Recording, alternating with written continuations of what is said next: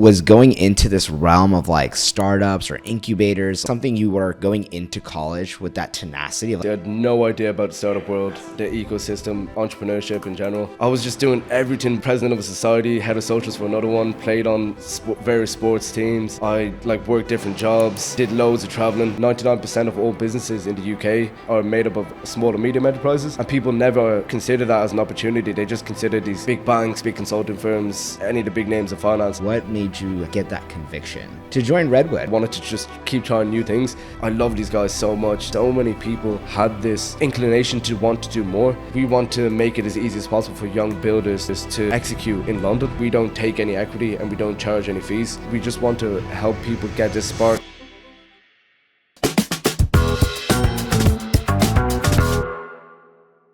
Assalamu alaikum and welcome to the Caravan Podcast. Today we're joined with Redwood Founders, Salman Bari. Thanks for joining the Caravan. How are you doing? Thank you very much for having me. I'm excited to go. I know you had a little bit of a trouble getting here with a fire on the train track. So yeah, it was the first time it's ever happened. I've ever experienced it anyways. And it just so happens to happen when it's supposed to be coming for a podcast. So. Well, I'm sure you're bringing the heat then for the conversation that's here. So did you grow up in London or did you grow up in the outskirts? I actually born and raised in Dublin. Dublin? Oh, wow. Okay, cool. Yeah, so Dublin, Ireland, born and raised there. Came to UK for university, studied in Warwick. That's when I actually met the lads when we started Redwood. Wow. And then I moved to London in August. So how old were you when you moved here? Did you just move by yourself? So my mum's side of the family are all from London actually, and then my dad's side are from Ireland. So it worked out pretty well. I moved in with my grandparents in August, and it's been good. Free rent, free food, all that good stuff. But in terms of university, I came here, it was 2022. So I must have been 19, yeah. And how old are you now? 22. So you've had a very colorful and dense years, it seems like. Yeah. No, Warwick was absolutely fantastic. I loved it there. And it's so cool because the size of campus is almost three times as big as the largest university in Ireland. So it felt like a mini city when I was there. Like, it was genuinely crazy. I loved it. Yeah. That's amazing. Was it scary making that transition? Because for us, when we go from one state to another, there's some level of like anxiety what a student might have, but when you go like a longer distance, let's say you go from Texas to, let's say you go to New York, right? It's a bigger change, but going from a country to country just seems like a crazy task to jump into. Yeah, I mean, the good thing is, I've been to London a lot growing up, just visiting my mum's side of the family, so I've definitely experienced the British culture a bit. Yeah. But in terms of new experience, living out for the first time by myself, I was so excited. Like, I just was really, I wanted to escape. In Dublin, there's a bit of a bubble where everyone kind of knows everyone. Same primary school, secondary school, university as all your mates. And if you don't know someone, you know someone who knows them. And the kind of ambition there is people are kind of happy, like, keeping to themselves. I mean, they're very open in expression to other people, but they are happy staying in Dublin.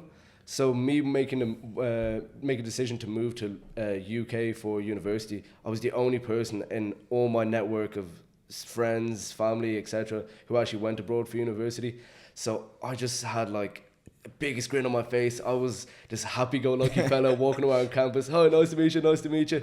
I was just so happy. Well, clearly you still are, because the type of work that you're doing and the energy that you have now. I'm curious though, right? Because it seems like when people are very comfortable in an area, you have good community, you have things provided for, right? You don't really want to go out and try something new or build something new. But it seems like that the derivative of those elements are kind of in you, right? And so when you made that move to university, was going into this realm of like startups or incubators, like in this whole identity, which is, I would say, very different from comfort, right? Yeah. Was that something you were going into college with that tenacity of like, I want to start this? Well, when I started university, I had no idea about the startup world, the ecosystem, entrepreneurship in general. I mean, I knew it a bit as a concept, but never interested me in terms of, I want to do this. This is the thing I want to do in university. But what I did do is, I call it the everything but your degree challenge.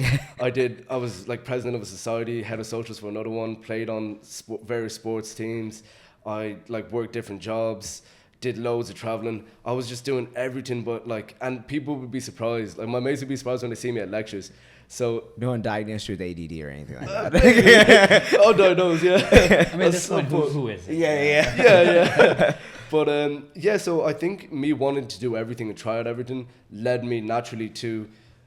We met this guy called Marwan, and he was working at Atkins Realis, and we brought him in for an engineering society talk. He was talking about the company, how to get a career in it. It was like a very we were on these weekly career conferences. Were you like a first year at that point? I was end of first, close to the end of my first year, start of second year. Okay.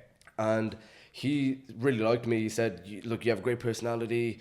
I like what you're doing here with the engineering society. I've got this business idea. Do you want to get involved? I was like, yeah, why not? I was just saw another opportunity. I'll take it on the chin. And then, it was like a platform to connect students with small and medium enterprises and get them working instead of like going to these big, massive corporate firms because of the big crisis of jobs going on right now in the UK.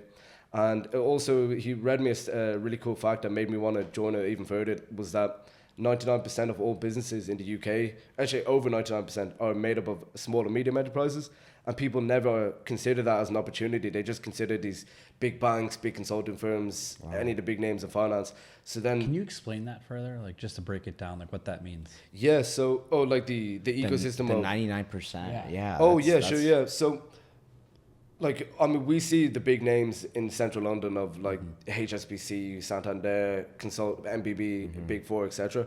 But loads of smaller companies, smaller independent firms, law firms, consulting firms, even stuff like chains of shops, desserts. I know Heavenly Desserts have like really cool business model as well. I met the CEO of them yesterday as well. Yeah, Yusuf. Yeah. Yeah, very cool guy. But people don't realize that there's so many other jobs out there that are like tailored to what you want to do, and you don't have to get like a big badge on your CV to be successful like straight away.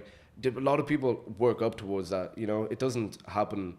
I mean, in Warwick there's a very big bubble, people like competing with each other like crazy, and I've genuinely see some friends like on the verge of tears if they don't get a summer internship.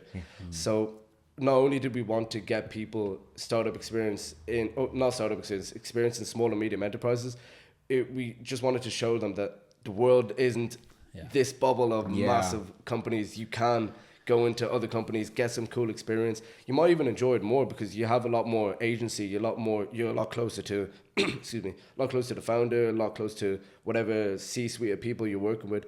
So it ended up being, we managed to get a part of the NatWest Startup Accelerator, and that was a cool experience. We met loads of founders there, and that kind of exposed me more to that startup ecosystem.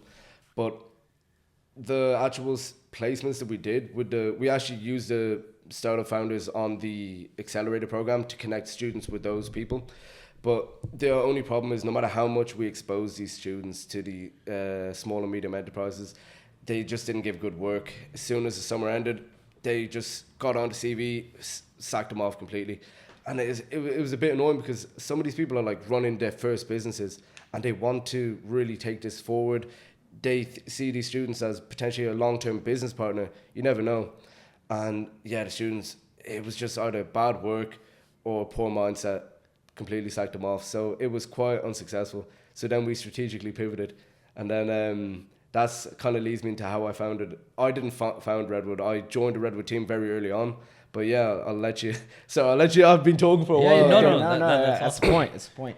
Well, I'm kind of. There's a lot of lessons to be learned in there, right? I mean, I think so. Like back in the day, I was running this blockchain service organization. And I ended up partnering with my business partner was the president of the student organization, and we kind of had a similar ideology, which was like we were going to like invest very heavily into the community there, college students, and we were going to essentially. Bring them on as like partners in different, essentially into as our pipeline tooling, and really invest into some of the technology and things that they were going to build out. But yeah, we found that just like the level of experience as well as like the level of that you give them more agency, but also like sometimes you need to also invest a lot more time. You definitely need to invest a lot. So there's a lot more gaps to be filled. There's opportunity too, but it's like very interesting like how you found yourself like kind of realizing this. Hey, like. there needs to be more structure, and then that's kind of leading you towards like this new thing and this new journey. And so, was that like the pivotal moment, that experience that really like transitioned you into like what ended up like you joining Redwood Founders? Yeah, so the initial Launchpad, Redwood Founders started in January 2024, and I must have joined the team. I was quite good friends with the people who started it. It didn't start off as Redwood Founders, by the way. It started off as Warwick ISOC Entrepreneurs. As what? Sorry. As Warwick ISOC Entrepreneurs, Okay. Islamic Society Entrepreneurs. And I'll give you a quick background for what these guys wanted to do, and they just wanted to escape this bubble of big corporate names as well. And their idea was to try and get students experience in startups, specifically startups, not necessarily small and medium enterprises. And then I must have joined like very soon after, because I was close with them. They knew I was doing the small and medium enterprises, connecting students. And then we wanted to try and take that business model and apply it within our community of ISOC. So then that's when the Summer Launchpad was our very first offering, where we wanted to connect, instead of SMEs, focus directly on startups. We had a lot of startups just from our contacts. Well, not from mine personally. Yusuf Kawaja, a part of the team, Zayn Mubarak, he had some very good contacts as well. So then we connected students in the ISOC community who we knew personally. So we thought we had a bit more, a bit less of a downside there, because we knew these guys are good workers, but it was still kind of the same problem. End of the summer happened, nothing really came out of that, and the summer Launchpad was quite largely unsuccessful. So then that's when we had that pivotal moment. We decided we want to build this community. There's definitely interest here. There's definitely people who want to work in startups, but just leaving them to do their own thing isn't ideal. When we know this hasn't worked before, it hasn't worked with my first business, Professionals, that's what we called it. It didn't work with the Launchpad.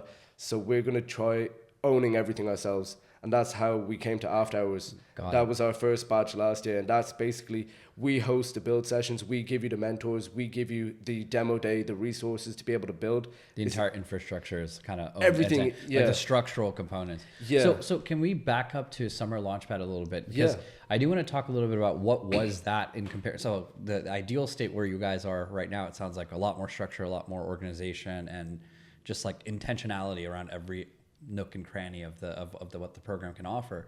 But like before that, like you are like what was it? Was it just like you basically bringing a couple of awesome college kids and students to like some great startups and be like, hey, let's go meet and talk? Or like what was like how did that formulate, and what was the actual like output of what that summer like program was? Yeah, so the Launchpad, right? Summer Launchpad, that's it. So we had the startups lined up from the contacts like I mentioned earlier, and essentially we just told them we want to give students experience in startups. A lot of them were unpaid, and obviously the startups were very happy with that. They were like, yeah, we'll take unpaid. Some of them were still able to offer money. A lot of it was minimum wage stuff, but the main thing was we just wanted to give students exposure to the startup world and wanted to give them a chance to apply whatever skills they're learning in an actual like industry setting. So once we realized we had like a set of jobs, I think we had, must have been 25 startups on the Summer Launchpad program, and various jobs throughout each one: operations, finance, tech, etc. And then we just had to post on like loads of random group chats throughout the UK. We connected with like random societies here and there. We just said, look, we got loads of startups offering internships. Give like spread the word, give the people the opportunity to apply. We had like close to 1,000 applicants. I mean, a lot of them were probably, like a LinkedIn quick apply, like that sort of thing. Yeah. It's like, I'll just apply to it. It's one of my list of 100 internships I'm applying for. And a lot of the reality is in the UK, a lot of people don't get internships. A lot of people will find it very hard to get job experience unless they've got good mentors or some sort of connections in industry. So then we got a lot of people who were potential candidates for this program. So we had to kind of select the ones that we knew initially, but we still had open space available. So we were able to open up to people we've never met before. I mean, we did like interviews and stuff, but we didn't really know them. And during the program, we would check in every few weeks with students, with the founders, and it would be more like, the vibe we kind of got was, it was more admin-y. Like the founders had like a couple of problems. Can you just go and solve this real quick? They would just go and do that for a few weeks when it could probably take a few days. And then that's sort of some of the challenges around both sides, because you're basically like in a way a marketplace in some capacity, right? Yeah. You're connecting startups with talent, and so you know, you have like a responsibility on uplifting the criteria of the types of startups that you have, making sure that they're offering a really good service and value, and then at the same time making sure that the talent, the students are getting a lot of value as well, right? And being good value add contributors, because there's a time investment, there's effort and structure that they're providing. So now that you've absolved, so now let's go back to kind of the next step, right? So now you've absolved the responsibility of a lot of that, and essentially created a structure that is doing a lot of that vetting and really controlling the mechanics. What was kind of the value of that? Like, how did the first batch after go for that? And then you guys also transitioned into more like becoming capital allocators as well. So I would love to kind of see that transition as well. Yeah. So with the question is, how do we transition to the after hours program? Yeah. Yeah. Okay. Cool. So once we decided at the end of that program, we got not negative feedback, but it was just feedback like we knew the students aren't going to be here long term. Yeah. Attitude wasn't the best, etc. We've got some of them had cool success stories. For example, one of my friends, Aryan Saeed, he did some really cool experience at the startup, and he's still working it now. But that's just like that's an outlier. But so after we got this feedback, and we decided, look, we want to own this end to end. We don't want to be in a situation where we've done all this, loads of prep, loads of work, and then it's up to someone else to decide what the result's going to be. So that's how we transitioned into, we had loads of ideas, loads of meetings about this. And ultimately we wanted to be in a space where we could help people build, but also be in control, not in control of what they're building, but in control of the kind of trajectory that they're going. So we could make it as easy as possible for them to build. And that's how it led to After Hours. Awesome. Do you find like, I feel like there's like a little bit of a jump where you were meeting one of the founders and you were just signing on board, right? Like there's so much conversation on like finding co-founders and who you want to work under and all these other elements, which is a very key decision, because I feel like mostly for y'all from the sound of it, because if you're putting all your eggs in the basket of I'm going to go corporate, if you deviate from that, other people who are majority of the people are still focused on that, they might be getting laps ahead of you. So you're making a pretty big bet that this startup will give you maybe an employment opportunity. So for you in that moment, it seems like you're kind of shifting, the steering wheel a little bit in a direction away from corporate. What gave you so much like trust in this individual that, you didn't grow up with them or they weren't your classmate or anything like that, right? What made you get that conviction? To join Redwood, right? Yeah. Because that's a big leap. Because again, you left Ireland, you come here, you go to a good university, you're doing all this risk, and now you're like, all right, like what clicked for you that okay, I can trust these people? I think I'm quite a trusting guy. I'm trusting until you do something that makes me distrust you. I always assume the best, that kind of vibe. You're not taking the train anymore, are you? Yeah, no. I'm walking over 6-hour walk out of Garage. But I think, being in the ISOC community, especially in Warwick, these guys, I didn't grow up with Muslims in Ireland, in Dublin. I was probably one of the only brown fellas in my school, let alone Muslims. And I just think having that exposure in university is the very first time I'd been surrounded by people who share similar values to me, who will remind me to go pray instead of me making an excuse to tell the lads I'll be back in 10 minutes. And they're like, where are you going? I'm like, don't worry. Or with my close friends, I tell them I go pray. Other people, sometimes you feel a bit awkward, but these guys are like, come on, let's go pray together. Pray a sunnah, like all this. It was such a cool concept that I'd never been exposed to. And it just made me love the ISOC even more, love Islam even more, and love the people who followed Islam even more, which ended up becoming some of my closest friends, which I'm so lucky that these guys are part of Redwood, the community that we're building.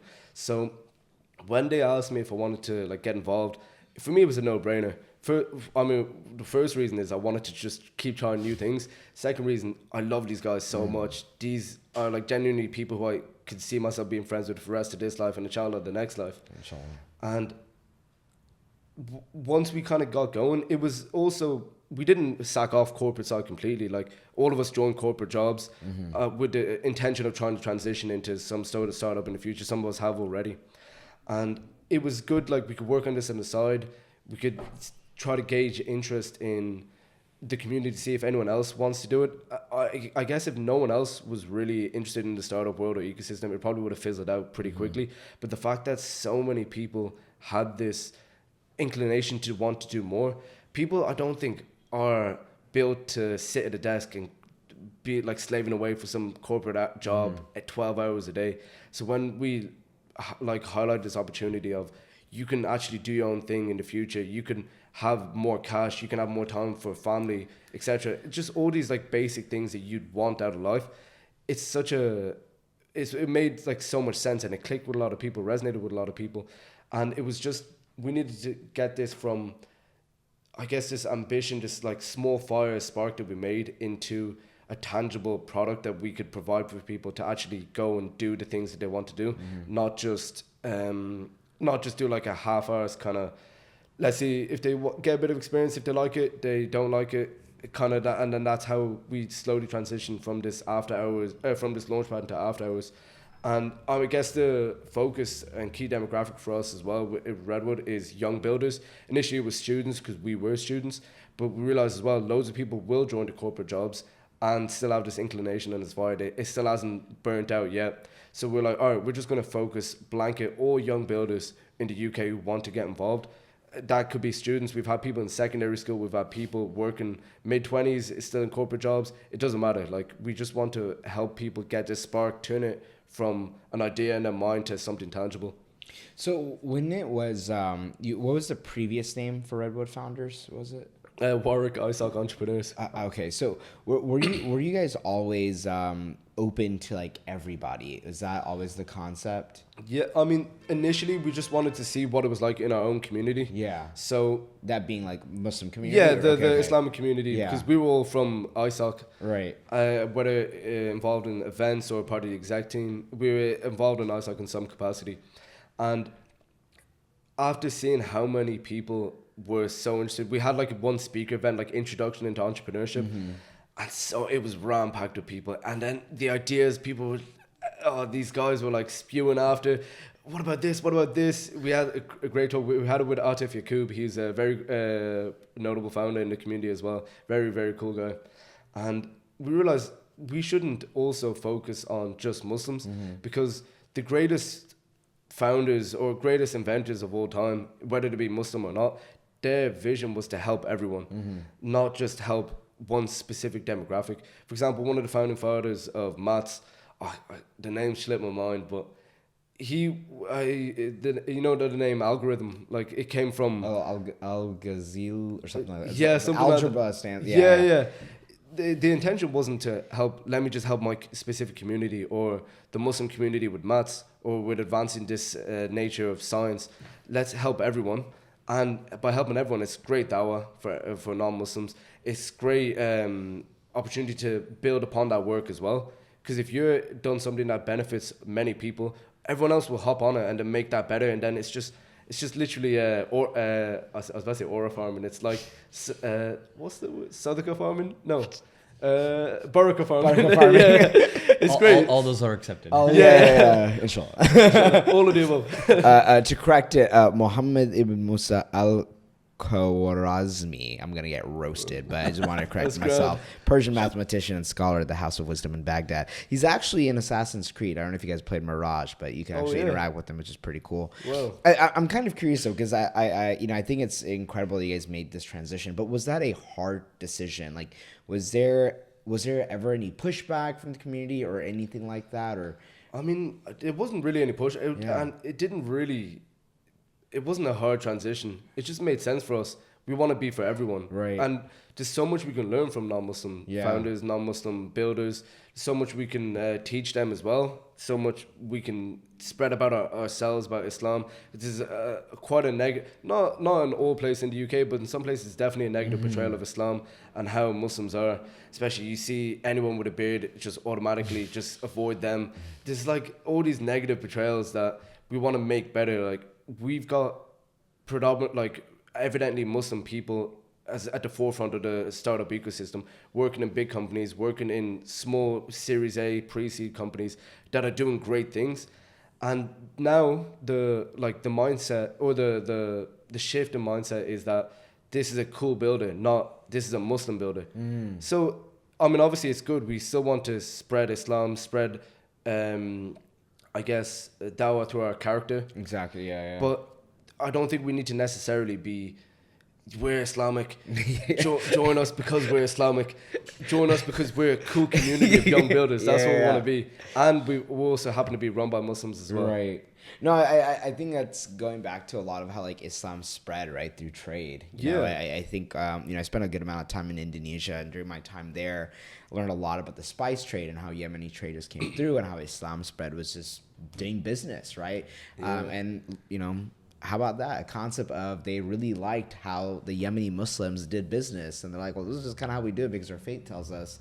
And then the Indonesian local tribes, who were at that time were using more like animalistic type of rituals and things like that, they eventually converted to Islam because of trade was a major reason. And so I think that these are like kind of cool moments of like, you're not being like, oh, Akbar, you're just like, so anyway, this is how we do things. And you kind of talk about it at a different angle. And I do think there's I think building for the ummah, it involves the entire global community, right? It's showing them the better path, and then eventually they understand it.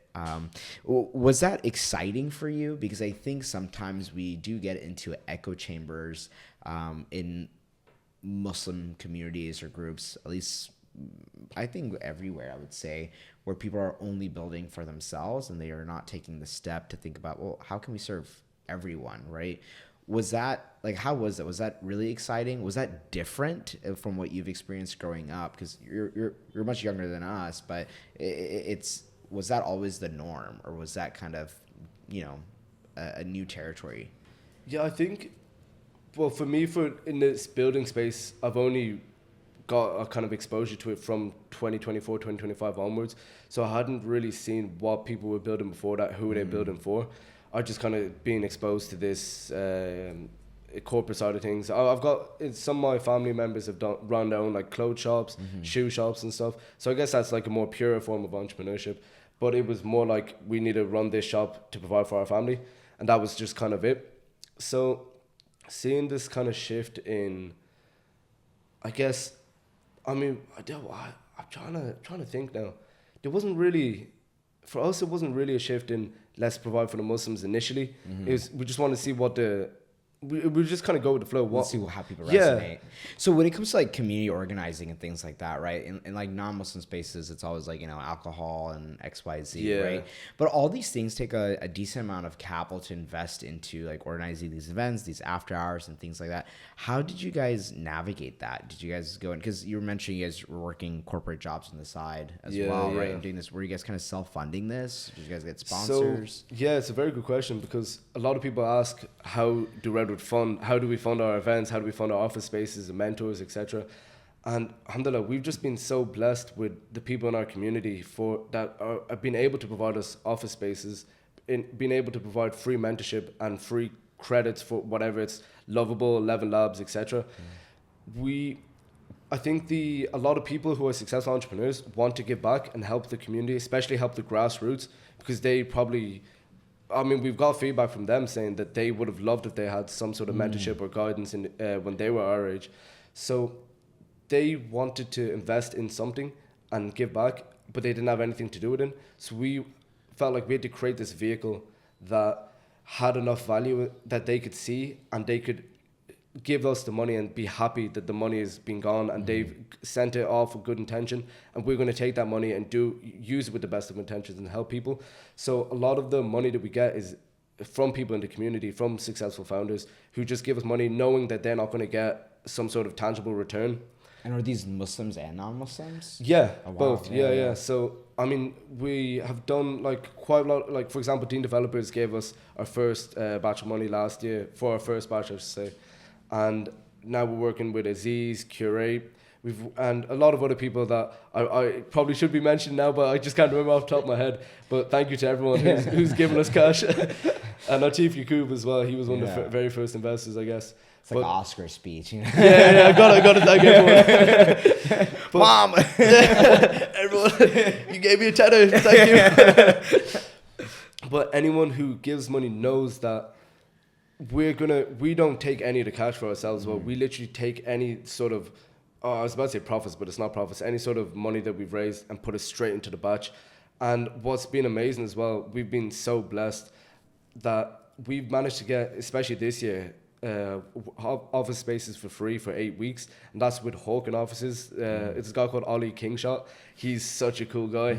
He's not Muslim, but that's like besides the point. He's just an amazing person. Yeah. He's taken over this kind of WeWork style co-working spaces from his family business, and he has wanted to break into the startup ecosystem, and the best way he thought he should do it is provide free spaces for startups who wanted to run events, wanted to run these incubator programs, wanted to run hackathons.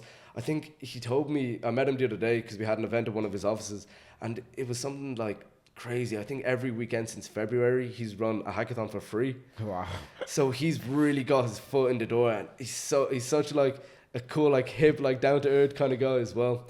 And he's been providing all these spaces, and he really likes Redwood, our vision, helping young builders across the community, not just focusing on one area, but focusing on anyone who's interested in building. How'd you guys bump into him, or how'd you guys meet him? I think the very first event that I met him was called a H1 event, and that was at Hawken. And Omer, part of the Redwood team, he sorted out some sort of communications with him, got Redwood involved with coming to this event. And it was like a pitching event. There was loads of VCs and loads of startups just pitching their ideas, pitching whatever they built, and people could invest in them. And we actually had the winners of last year's batch 0 of After Hours present there as well. They presented their idea Stork, and they were raising a pre-seed of £850,000, which is really cool. It's really cool to see these people from our batch going on to do amazing things, almost 7 figures in the pre-seed. But yeah, so how we met Ollie. So I deviate a lot. Yeah. How we met him was through that event. That was the first time I'd met him. That was the first time Umair had met him as well in person. And he just showed up at this event? He runs the offices. Okay, gotcha. Yeah. So he owns the building. So he was hosting it in his office space. And he just loved Redwood. He loved our vision. He's such a chatty guy as well. So and I'm a chatty guy as well. So we just yapping away. And we had told him basically, look, we want to run this program in the summer. We did it last year. These were kind of what we got out of it. These are some of the founders actually presenting today. And we want to make it as easy as possible for young builders to execute in London. And he just said, yeah, that's really cool. Use my space. It's that easy. Alhamdulillah, like we've genuinely been blessed with such cool people like that within the startup ecosystem. And it really gives us like this confirmation that, look, we've been blessed with the network, the resources available to be able to build. We need to actually go and do something about it. So now we've got the spaces. Now we've got really cool mentors. We're trying to get as many credits as we can to make people as easy. AI credits? Or? Yeah, AI credits. Any credits, man. Any credits, just give us something. And if people are coming in from outside of London, we're paying for the travel for them to come in. We just want to make it as easy as possible. And if you've got no idea, no co-founder, that's completely grand. Like we will take the first 1 to 2 weeks will literally be co-founder matching. We call it co-founder dating even. Like we just want to get people knowing each other. The way you build a community is get people friends with each other. You don't just jump straight into building straight away. Yeah. So yeah, this year I'm really, really excited because we've got a set space that we can go to every single weekend. And even we could work there after hours, after work hours, just a little plug there. But we got space in the Shard as well. And then at our demo day last year, we did it in Google HQ, which was just absolutely fantastic. Did a cool stage, massive screens. We plan on doing it there, hopefully again this year. If not, we've got some really cool backup spots. And the caliber of people who have applied this year it's just grown exponentially because not only have people seen the value that we're creating, but since last year, the mindset of startups in London has grown so much. It's genuinely, it's like we're at an inflection point where we're going to become the next San Francisco very soon, I think. Inshallah, yeah. it's crazy the amount of money that's going in, the amount of big companies that are raising, the amount of people who are hiring for startups, and even like massive companies. Like at our event that we ran on Friday, we hosted the head of growth of Replit for a fireside chat, and I met some amazing people. She was really cool, by the way, so Jude, shout out her. She was absolutely fantastic, Muslim as well. But I met some cool people, JP Morgan, investment banking, McKinsey. But all these people were looking to exit into startups, early stage, Series A, Series B, maybe pre-seed. One of them was working in a charity. And it's crazy. The mindset is, we don't have to work in these big corporates for the rest of our lives until we retire. We want to work there for a couple of years, get cool experience, good network of people, and then join a startup. And the fact that they're coming on a Friday night to our event at Redwood rather than doing anything else, it just shows that we've created such good value in such a short period of time. Are you gonna name yourself after like an English tree after you guys surpass Silicon Valley? Redwood Valley. I mean, you know what's interesting? When I was in college, I felt like, and this is more anecdotal to me, and I don't know if your experience is similar, but I felt like the path was like join some random startup, how small or how big, doesn't matter. Get something on your CV, and then you go join corporate, right? And the transition that you're showing now is almost like the opposite, right? Yeah. Do corporate for a little bit, get some skill sets, understand, and then maybe see what the market may demand, and then go join the startup. That is such a huge shift that you're probably witnessing right now because of how strong people feel. And I just got done with a workout class and was talking to, two folks working in research, right? And then they were both saying like, yeah, we're just very risk averse. The whole mandate is get in a good college, get a corporate job, and then repeat, right? Yeah. Are you seeing a very is it almost feeling like a floodgate that's opening up where like, oh my goodness, we need like 10 other Redwood founder organizations to keep up with this? Or like, are you having to close doors on a lot of people in terms of accessibility? How's the scaling situation looking like? Scaling, it's definitely been very quick. Like, especially for the after hours applications, we can only contain so many people, and there's so many cool people that we've unfortunately had to say no to because we just don't have the resource to be able to do that. So if anyone else can build a community and focus on young builders, there are people cropping up, like definitely we've seen, and it's so cool. Some of our mottos, we're seeing like other companies, other organizations use the exact same thing, but we don't see it as like a bad thing. Like impersonation is one of the highest forms of flattery, I like to say as well. But if you're doing something where other people want to get involved and other people want to set up some sort of it's not competing because we're all helping the same goal, but other people setting up these organizations, that's you're in the right space. If you're doing something that's no one else has ever touched before, like a lot of people will try to think my startup idea has to be completely different and no competition in it whatsoever, but that's a bad mindset. If there's no competition, there's probably a good reason for that. There's probably people who've researched this for many years or even just many months. Like you don't know the reasons why no one has gone into something. Like even I went to a fireside chat at Instant.io where Zane works, and one of the upper management people of Postdoc came to it, and he said that they will never build some sort of service or product within their business unless they've got some sort of competitor in that space. And it's a very good mindset, because if we're not doing something that people are interested in and wanting to copy, wanting to recreate, maybe there's not enough value there. So the more people that crop up, the better, in my opinion. So for you guys, accept folks in a batch? How many people are usually in a batch? So last year was our first batch. We had about, I believe it was just over 80 people. I think this year... and about 1,000 applied, you said earlier? That was for the summer Launchpad. Okay, I think last year it must have been just specifically for the batch, because it's a bit more concentrated, a bit more removed from the internships. We had less applications. So we had about maybe, I want to say about 500-600. Okay. And this year we've had probably around similar numbers. But we want to also make this a little bit more exclusive, because the smaller it is, the easier we can manage the people. Because a lot of the time, people last year, I think maybe half of those 80 to 90 people were coming up, showing consistently to each of the build sessions, and the rest of them could say like, oh, we could build whatever we're doing at home. we could do it over a call, but that kind of reduces the community aspect of things. So if we make it a little bit smaller, maybe reduce it to maybe the 60 to 70 mark, we can focus a lot more on the individual builders themselves. And one thing as well that I'd like to point out with After Hours, which not a lot of people are doing, is that we don't take any equity and we don't charge any fees. And that's, I guess, one of the, and like I said as well, we will pay for your travel to come in, we'll help give you your credits. We literally have no skin in the game in terms of tangible returns. Like a red carpet experience. Yeah, exactly. We make it as easy as possible, and it's like a no-brainer as possible for people to build. Like zero excuses. Like, zero excuses, yeah, absolutely. And that's, I think, that comes from an Islamic point of view. We want to help people is build whatever they can, however they can, and spread good message, good vibes. It's just love of the game. This is kind of crazy, right? I mean, you have you're striving for, I think you're about 15, 20% acceptance rate, trying to aim for that 10% acceptance rate, right? As numbers switch in applications.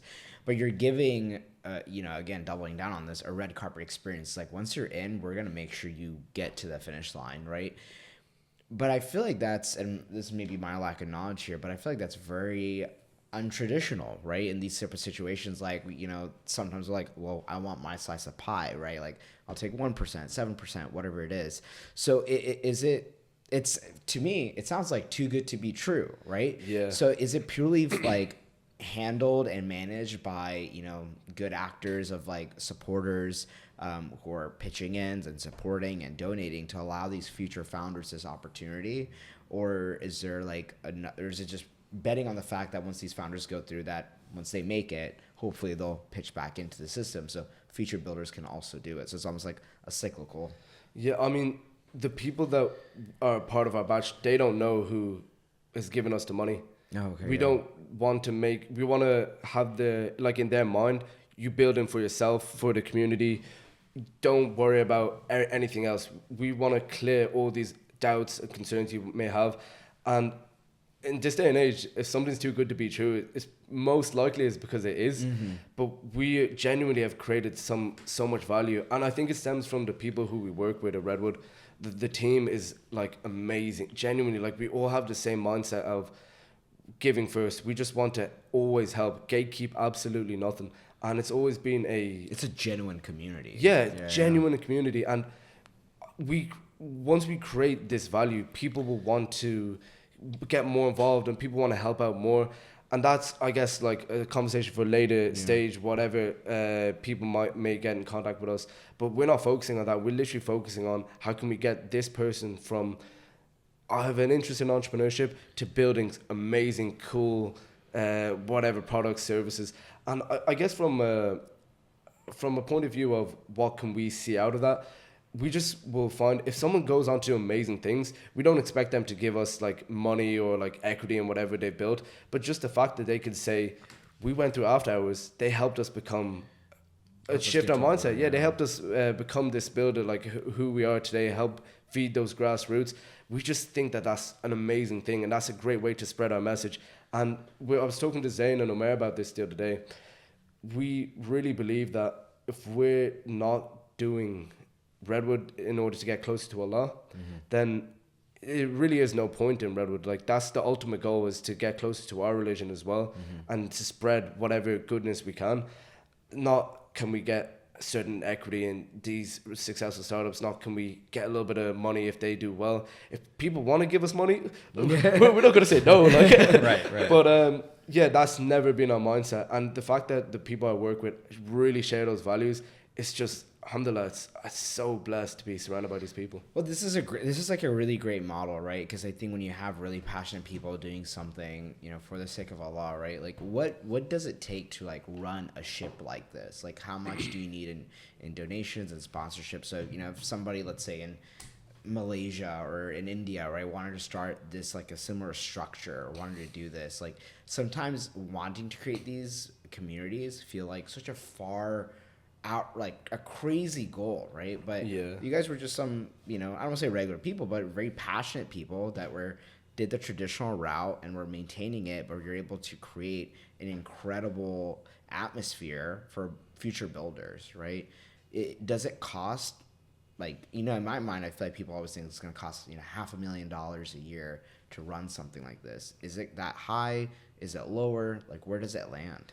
Yeah, in terms of costs, I mean, I think I'd have to preface this as well by saying the cost for like ourselves, like we put a lot of hours personally into this. Of course, yeah. And obviously we're not being compensated in any sort of capacity in terms of volunteering. Yeah. At this point, yeah. So I think having initially, you need the people with the right mindset and the like willingness to be able to sacrifice some sort of hours towards a common goal. And I think you need a common goal as well. You never should think short term. Like in Redwood, alhamdulillah, it's been less than, I mean, it's been now up until this point about 2.5 years, but in under 2 years, we'd grown a great community of young builders, one of the largest young builder communities in the UK in that time. But even 2 years seems like, for uni students, it seems like such a long way away, especially for me. Like I was only thinking of like my next exam, next assignment, not 2 years down the line. But when we decided we wanted to do Redwood, it's always been a long-term vision. We're going to do this for the rest of our lives. So if we have unsuccessful thing here, if we don't have enough money for this one, it's not going to derail completely. We're going to just keep grinding, keep working on it. And then in terms of monetary costs, I think it largely depends on who can give you office space. That is probably one of the biggest capital expenditures that would like giving the builders an area giving them an actual area to build. I think if you wanted to build something yourself though, we've been blessed to get this space for free. But if you're in London, I'd definitely recommend hitting up Ollie. He's really, really likes the startup ecosystem and is really willing to help young builders and passionate people. But if you're, like you said, somewhere random country, doing like a random city, you just want to help your community, there's so many like co-working spaces for free, just stuff like cafes. If you want to just run like a weekly program, just reach out and ask just them, reach out.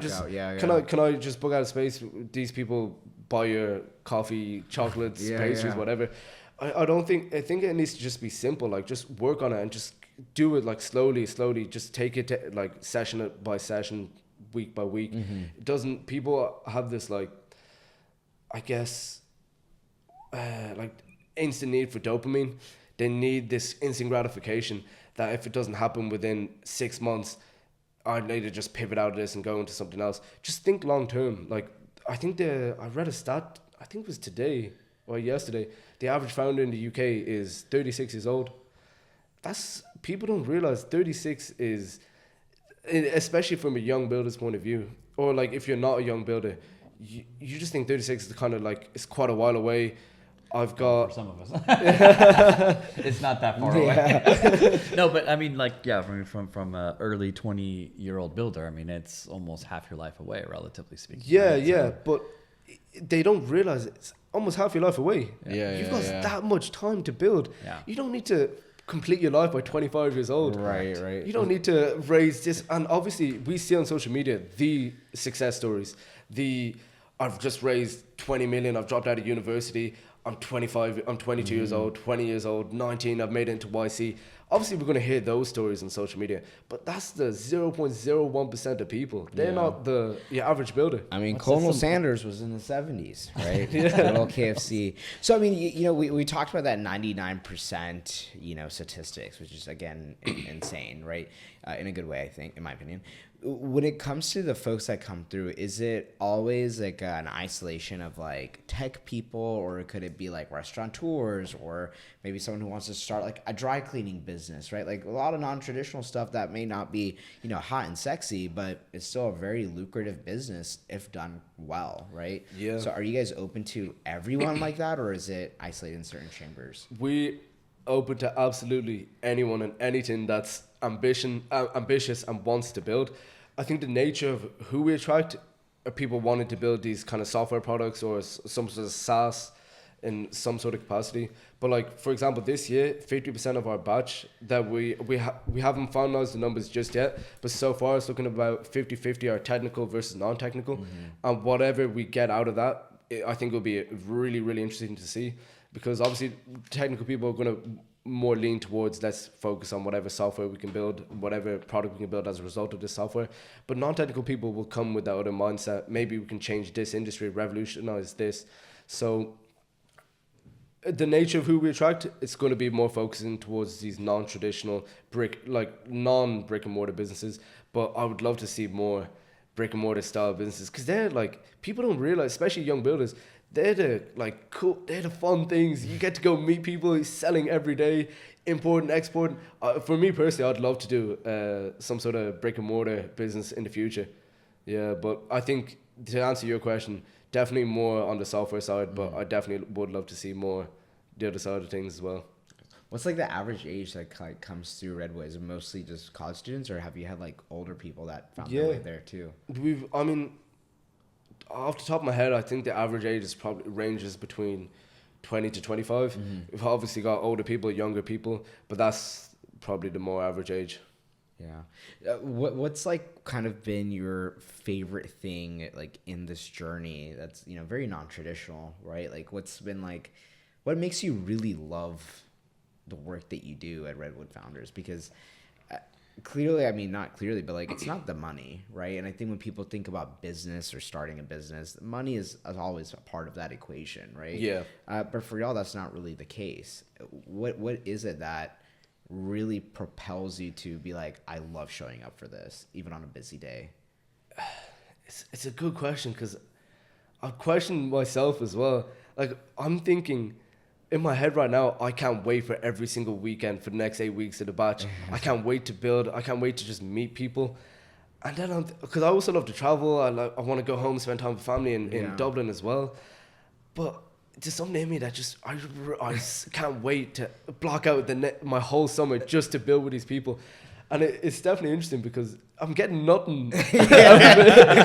Someone say you're bleeding. Someone get flesh wound. Even throughout this entire interview, like one thing that is just it's like I can see the passion radiating from your voice, your we face. have lights here, but the noor is bright. Yeah, mashallah. I think I guess it just, for me personally, I am a very sociable person. I love to meet people. I couldn't tell. Yeah. Definitely very, very extrovert. Like, the reason I'm drinking this tea, like, I asked for some hot water, and I carry tea bags in my bag because my throat is always sore from talking too much. Ready. I'm generally always ready. At MTF yesterday, I had about 5 different tea bags. I mean, they had them there as well, so I didn't need to whip them out. But literally, I'm always so meeting people and I guess just having cool conversation. Yeah. Everyone's interesting. Everyone's got a cool story. Yeah. It's just a matter of digging out of them if they're a bit more closed off. Yeah. And I just love doing that. Yeah. So that's definitely a big driver of I get to meet not only random people each weekend, but people who share a common mindset of I want to build, I want to be involved in the startup ecosystem.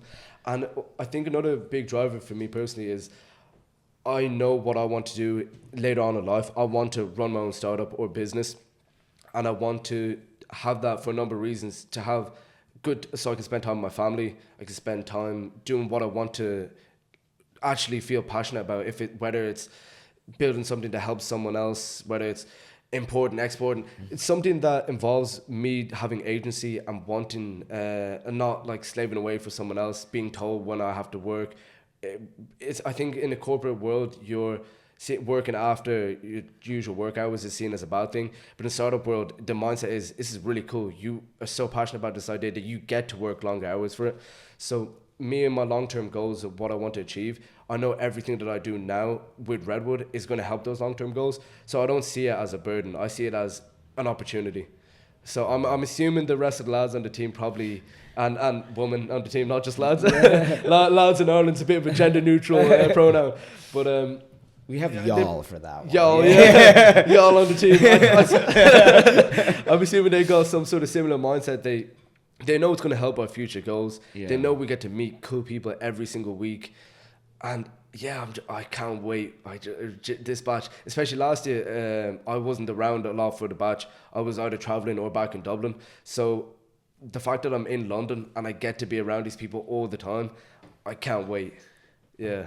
That's awesome. So I actually have a couple questions, because you're as a community organizer and someone who's running or very involved with running this, you get a lot of good perspective and you get a lot of interesting insights about what's happening in like the startup ecosystem, the technology, trends. And so like, what are some of like, for the founders and entrepreneurs that are out there, like what are some of the key things that you're kind of seeing that people should focus some of their energy on, as well as some of the trend from your perspective, because you have a lot of valuable insights that you're hearing from multiple people. Yeah, that's a good question. I still think I'm quite naive in the startup space. I like to always have the mindset whenever I'm in this ecosystem is that I'm like a kindergartner. I'm using your local lingo there.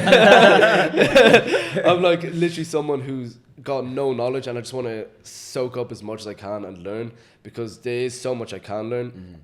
So in terms of what, I don't think I'm qualified to be able to give people like what they should be building, but I guess key exciting areas to look at are but people are, I see a big trend of company or startups building in SaaS, like B2B SaaS, and it's like you build this LLM wrapper to help other businesses with whatever software you're developing, and that's becoming, saturated in a good way. Everyone's building these cool products, but B2C is I think it's definitely harder to find your product market fit for your average Joe, especially a lot of customers, your ideal customer profile for a lot of these young builders are other young builders. It's not your average, tradesman, your average person working a 9-to-5 job. So whatever sphere, whatever that looks like, helping, because that's the majority of people in London, in the UK, in the world, working normal 9-to-5 jobs. Maybe something looking in that sphere would be really cool. And you have a much larger market, and it's just a fact of finding what is a pain point for them and what can you build. And not only build, because you need to build something with value, yes, but you need to be able to convince them of the value, because in these traditional jobs, they obviously wouldn't have, maybe they considered it entrepreneurship or something more, I guess, risky in air quotes earlier in their life, but now they've got maybe families, they've got people to look after, bills to pay, a lot less risk averse. You need to be able to convince them of, you should use this, it's going to help you, whatever. I think that would be really cool, B2C. Yeah, I think you're personally being very humble, because like you were involved with like understanding some of these trends earlier on, right? A couple of years ago, like, just the fact that you talked about like the venture before Redwood, right? Like you were having, thoughts around like, okay, why is no one really talking to the small, medium business enterprises, right?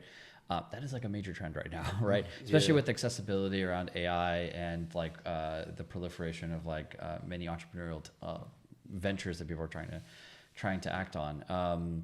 But yeah, so what do you like? So a lot of experience. You have like this goal and aspiration that you want to do something in the future. A lot of the work that you're doing today, very passion oriented, and also like value building for the community. What does like the next stage of the next couple of months to years look like for you? Of course, you're going to go through the program and be very involved through the support and to continue working there. But are there any cool projects or things that you're working on that you're very passionate about as well? Yeah, I like building just random things, whether it's something to help me in, in my current job. Like I do a lot of scripting because I've just got those skills. It's just automating like random tasks. I just like to make things a bit more efficient, and it could be from a laziness point of view, but laziness breeds innovation. 100%. So yeah, at the moment I'm working on something cool, because I know that there's a shift of people not wanting to learn the fundamentals of coding. Well, not that they don't want to, it's that they don't need to. You can do one prompt and you can start making like really cool infrastructures of apps, something potentially even scalable. I don't know how, you definitely still need a human in the loop nowadays, but it's crazy how little knowledge you need to be able to go and execute something. But there is definitely a subset of people like myself who want to learn, maybe not fundamentals, but want to learn best shipping practices, want to learn how to build something in a structurally sound way. So that's what I'm currently working on. Basically like an AI coach that reads context, whatever you're building, and you can chat to it in natural language, and it'll just be like, hey, this app is, I'm building this app. I have no idea what to do next. GPT told me I should use this. Is this actually good? Is this what's used in practice? And then it might say, look, it depends on what your user base is. If you're looking at maybe this demographic or this amount of people, then you should go for that 100%. Maybe not. Maybe you could go for this. just tell me what you want to do, and then it'll give you a prompt back that you can put into whatever you're building with. That way you don't need to waste your context or tokens on whatever you're building to ask questions on how I should scale this. You can focus on the AI coach to help you with that. And I guess it's focusing more on that subset of people who want to learn but don't necessarily know how to learn, I guess, what they're building. So that's kind of what I'm working on right now. And in terms of what I want to do over the next few years, I want to join a good startup, 100%. Like, I work in a corporate job at the moment. It's very interesting what I do. But in order to learn how to run a startup, I should be at the forefront of it. I should be in a startup. Maybe it's some sort of founder's associate role, generalist role. I just want to be close to the action. And the biggest way you can learn, or the more exposure you have to problems, is the best way you can go and solve those problems. It's very hard to solve something you've never been exposed to. It's like, it'd be like, I don't know, a bunch of guys trying to make an app to track like women's menstruating. Like, I mean, you're a bunch of lads. I don't know. Maybe you should at least get some sort of insight from some sort of other gender potentially. But like, the more problems I get exposed to within the startup sphere will be at a successful startup or early stage startup who are constantly firefighting and experiencing those problems. So that's the plan for the next few years anyways. Inshallah. Well, Salman, appreciate you making the time to join us, man. This has been a wealth of information. I think it's been really interesting to hear what community building it looks like, particularly here in London, and how you guys are cultivating that and nurturing that in such a honest and truthful way, not for only Muslims, but for everybody. And I think it's a very important mission, and we wish you guys the absolute best, and excited to come back next year and see where you guys are at. Yeah, very, very excited. I can't wait. And London's popping off right now, so make sure if you're not involved in any sort of London ecosystem, get involved with Redwood. Awesome. We're going to help you out. Inshallah. Wassalamualaikum. Thank you so much. Thank you so much. Thank you.